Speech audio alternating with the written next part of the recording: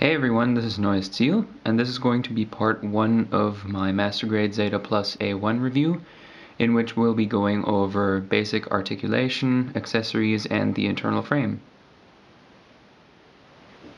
Okay, so before we move on to articulation, just a few things I'd like to say about this kit. It was released in October of 2001, and right now it retails usually for about 2,400 yen, which is very cheap for a master grade of this quality. That mainly has to do with its age, but I think this kit has aged really well. So if you're ever in the market for a master grade that is a bit unique, especially in terms of the colors, you should definitely consider getting this one.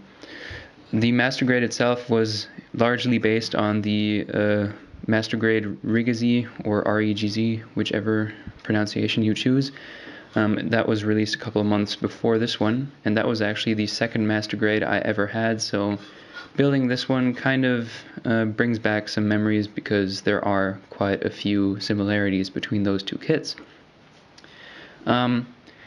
So first off, I think we can start off with some size comparisons to other master grade kits. For one, we have master grade Zaku 2 2.0 right here. He's about as big as RX-78 2.0, which is the standard Gundam, obviously. And as you can tell, this guy has got pretty much an entire head over the Zaku 2, so he's getting kind of jealous. And yeah, it's a pretty big kit, but it's not as bulky as, let's say, this kit or some other master grades out there. Another kit we can compare it to, which I finished recently. Whoops, I just dropped it. It's the master grade Death Scythe version EW, and because the light's coming from here you can't really see him too well, but this is a smaller master grade to begin with, and especially compared to this guy you can see how small he really is. Let's just be careful with that one because it's painted and I don't want to scratch anything. Alright, now for articulation, I guess we'll just start off with the head. It's on a ball joint, just a single one, so you only get left, right, front and back rotation. It can't go 360 due to this armor back here.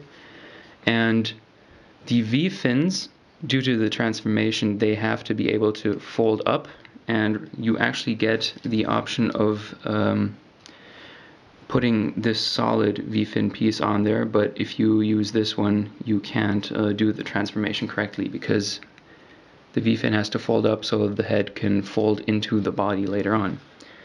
The arms are on a peg and can rotate 360 obviously at the shoulders. There's this little flap on the shoulder that can go up and down. That's quite nice. The arms themselves can rotate 360 degrees, although I will say all of these joints are pretty stiff already even without paint, so you're going to have to put some force into it when bending the arms and other joints. The arms can come up quite a ways, not quite 180, but almost, so pretty good articulation. And they can actually also go back a bit. I think that's due to the transformation. The hands are the standard old style master grade hands with, you know, the 3 fingers joined back here and 1 index finger and a separate thumb. We don't get any waist articulation at all because the entire inner frame piece there is one solid piece, but that has to do with the transformation as well. The cockpit obviously opens up. Hold on. Although sometimes I'll accidentally bring up the entire cockpit piece. Got a tiny pilot in there, but lighting isn't ideal right now, so we can't really see that. Put that back in. The legs can come up quite a ways, but they have to due to the transformation, as I've said. And you know, we get quite nice bends from the leg, especially seeing as the armor looks a bit bulky. And this happens quite a lot. The leg joint right there came loose. This is part of the transformation mode where the legs fold back, but there's this little plastic piece there that usually holds them in place right there, but that can come loose quite often, so that's kind of annoying. That's one of the drawbacks of this kit, but there aren't many, so that's okay. So, where was I? We do get a little bit of articulation from the knee joint here, although not a lot. Probably can't see that very well. And then the feet can't rotate very far to left or right, but they can go up quite a bit. And the back of the foot actually folds or slides in here. No, wait, it slides down like this. And then we've also got this flap on the back that can go up as this leg folds in. And of course this front flap here goes up and down quite a bit. There we go. We don't really actually have side skirts. These are more beam cannons. It's kind of a little gimmick of this kit. They can fold forward and it can shoot it during flight or wherever. And you've got quite good movement out of these. So, no real side skirts. Let's look at the backpack. Although first, the back skirt comes up and down a bit. It's a bit loose, seeing as it's attached to the back just by a little peg, but you know, it won't fall off, but it's very easy to move. We do have 2 wings on the backpack right here. These can fold from side to side. You know, kind of trying to figure out how they move actually right now. The tip of the wings right here can go up like this. Usually you'd also have a sticker right here because they're supposed to be orange at the tip there, but I didn't bother with the stickers. Get some more articulation right there. And then this middle piece of the backpack can go up quite a bit like this. And there's another piece right here that can go down also. That's going to be very crucial for the transformation as well. That pretty much does it for main articulation. And now I think I'm just going to snap most of these armor pieces off and show you the internal frame. Before we look at the internal frame, I'm going to cover the accessories that this guy comes with. His main accessory and main weapon is the beam rifle, which I like the design of, but there's this really fat seam line going right down the middle, so that's going to take a lot of puttying and sanding, which is not exactly what I like to do on kits. But oh well, this kit's a bit old. The hilt, or not hilt, the handle right here can move up and down or fold in, seeing as it has to attach to the backpack of the Zeta Plus during the transformation. It also has this peg here that comes out and can fold back in. So overall, the design is pretty cool, but you know, I think they could have put a little bit more effort into the assembly of this beam rifle. Next we get the big shield, and when I first saw this I didn't even think it really looked like a shield. It looked more like an aerodynamic accessory for the transformation mode, which it ultimately is. It consists of 2 bigger parts, this part right here and this one. They just snap together via 2 pegs, and then we've got a connector right here. This connects into the arm, allows for a bit of articulation there, and then we've got another really loose connector down here. That's for the transformation mode also. Then, of course, we get the 2 clear blue sabers, or the saber pieces. And what I didn't notice at first was that they're actually curved. So they're not straight, but curved. And I think that's really, really cool. Certainly a lot more interesting than just straight beams. So that's a nice touch, I think. And also, I'm not going to detach the hilts of the beam sabers from these side skirt beam cannons right there right now, but if you do ever see them on pictures, they look pretty cool because they're not round but more flat and straight. So that's also a nice change from traditional designs. Also, we get more landing gear, which also comes into use during the transformation mode, so we'll be looking at those pieces later on in the second part of this review. Of course, we also get a small pilot figure, And of course the solid V-fin, which I'll probably use when I paint this kit, because I won't be transforming it when it's painted, because that's just a hassle.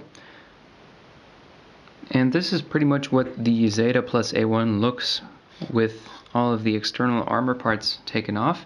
You'll notice that there aren't any parts missing from the arms or the feet and most of the upper chest area here, and that's because those parts don't have an internal frame. In fact, the arms just consist of 4 white parts and a polycap at the top and at the bottom. So, you know, you can really see how far master grade technology has come in the last 10 years, but all in all, the internal frame is very good on this kit, and it pretty much it suffices, especially seeing as this kit has a complex transformation mode. So the design of the internal frame to meet all the requirements that it has to is very good. Let's just look at the legs here. One unique thing about this master grade, although there were several master grades back in the day that came with these, is the screws. You can see them here and also on the other leg, on the other side there. And then we also have more screws hidden, like right here. You've got this little plastic part that covers this screw in there, and there's also one on the other leg, obviously. So right there we've got 4 screws in total, although this kit came with 5 screws, but you know, you only need 4, so I didn't really find any other place to put the 5th screw. Yeah. Another nice detail, of course, is the mesh pipes on the back of the legs right here. Those look really nice.